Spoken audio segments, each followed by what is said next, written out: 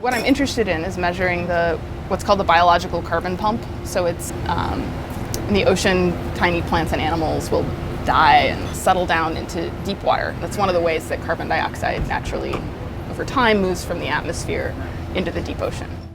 All sediment traps are meant to collect samples of this settling matter so that we can tell how quickly we're moving carbon from the surface ocean to the deep ocean through the biological carbon pump. So we've deployed a whole bunch of different kinds of sediment traps on this cruise. The Neutrally Buoyant Sediment Trap is unique because it's not tied to anything.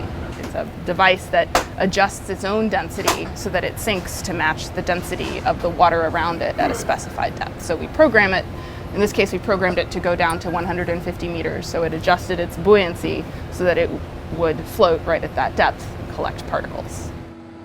Got a handle on it. One thing we're interested in doing on this cruise is intercomparing a bunch of different ways to measure carbon flux to depth.